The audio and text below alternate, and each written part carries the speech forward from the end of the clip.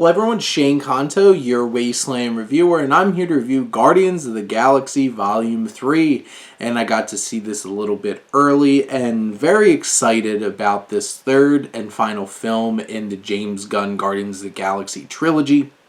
And James Gunn comes in with a vengeance, delivering such a big, sprawling, yet intimate and poignant cap to this trilogy and the story of these characters. The action is thrilling and dynamic. There's so many interesting camera shots and the ways that the camera moves within these action set pieces. There's one particular hallway scene that is an absolute blast from start to finish.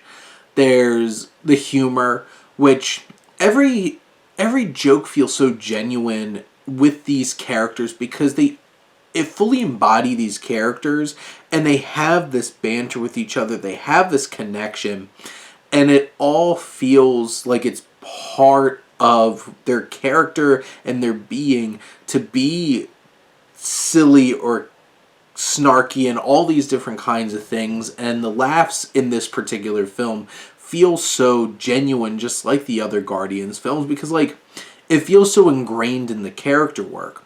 But then there's so much emotion. You get Rocket's backstory in this film, and there's sweet, tender moments of him and his fellow experiments. You have deeply harrowing moments. And just the way that this film deals with experimentation and animals will leave you in pieces. And it's so intense and unnerving, but also so deeply emotional. And Gunn's able to balance all of these things to make it work so perfectly well in this film. And, of course, the needle drops. The song, Awesome Mix Volume 3 is just as amazing as the others. And each of these songs feels so perfectly done in their scene, whether it's badass moments of them all walking together or somber moments of them all walking together, depending on at what point in the film.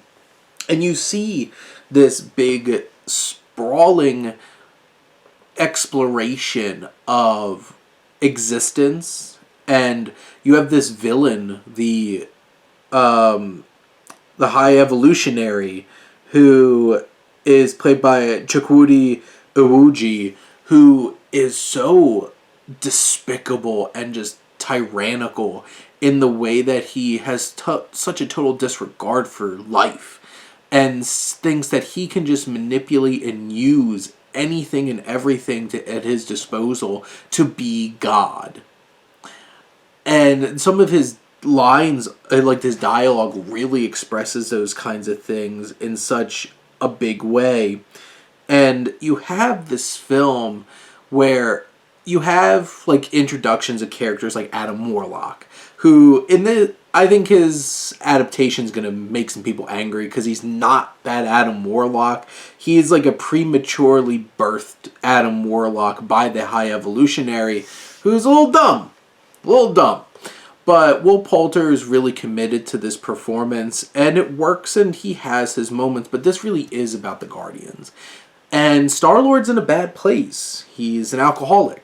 And Chris Pratt is really, really digging deep into this performance in this film with his trauma of losing Gamora, the love of his life, and his dynamic with this 2014 Gamora, who's now a Ravager and very cold and hardened like she was before they even met.